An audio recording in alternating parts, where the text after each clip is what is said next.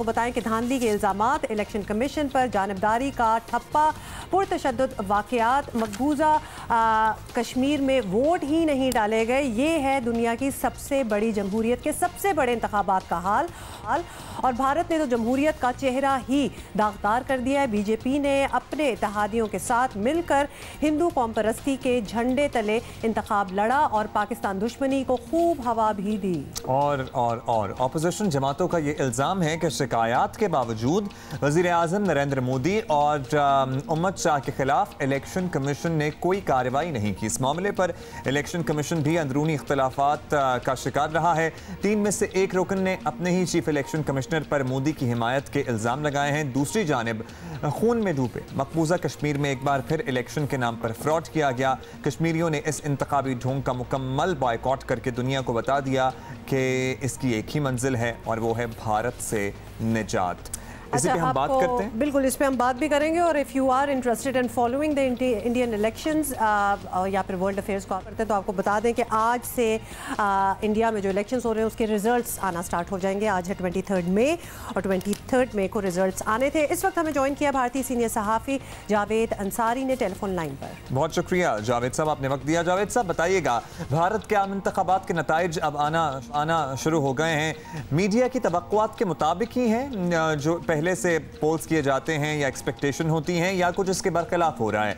Exit polls के मुताबिक तो इलेक्शन मोदी ही जीत रहे थे। ये जीत अनएक्सपेक्टेड तो है नहीं?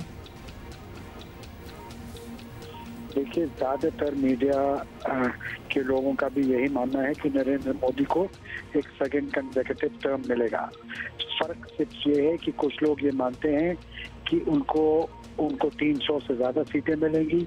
कुछ का ये मानना है कि हो सकता है मेजॉरिटी से वो कम सीटें पाएं और उनको एलाइज की मदद चाहिए होगी हुकूमत बनाने के लिए।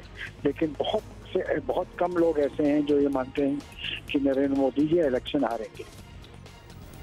अच्छा, अब इस बार इलेक्शन में एक बार फिर पुरतशद्दुद वाक़यात देखे गए हैं। इलेक्ट्रॉनिक वोटिंग मशीनों पर एतराज़ हुआ है, धांधली के इल्ज़ामात लगे हैं। तो क्या ये सब अब इलेक्शन कल्चर का हिस्सा बन चुका है वहाँ और इससे कबूल कर लिया गया है? देखिए, इल्ज़ामात ज़रूर लगे लेकिन प्रूफ कुछ नहीं हुआ। By and large election process Hindustan का बहुत ही ट्रांसपेरेंट और सेफ है। कुछ प्रॉब्लम्स ईवीएम को लेके ज़रूर हुए थे, लेकिन जहां तक आवाम का सवाल है, अभी भी ज़्यादातर लोगों को ईवीएम्स को और जो इलेक्शन प्रोसेस है उस पर मुकम्मल यकीन और भरोसा है।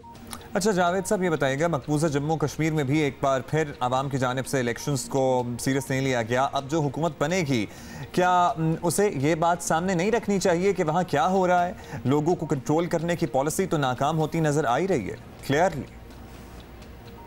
देखिए, कश्मीर में हमेशा से टर्नआउट कम होता है, इस बार भी वैसा ही रहा।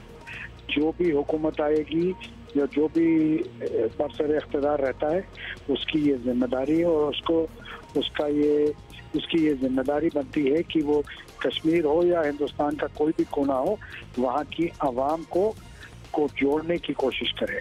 और यही तवक्को नरेंद्र मोदी या जो भी अगली बार मुल्क का वज़ीर आज़म होगा उससे की जाए। और राइट, ओके, भारतीय सीनियर सहाफ़ी जावेद अंसारी हमसे बात कर रहे थे। और आपको बताएं कि around 900 million people were expected to vote in the Indian elections. आपको पता है कि उनकी आबादी क्या है? तो 900 वोट्स अभी शायद गिने जाएंगे। एनीवे, अभी ये नहीं पता कि एक्चुअली कितनी क्वांटिटी कितने किन्होंने किया है वोट कि नहीं।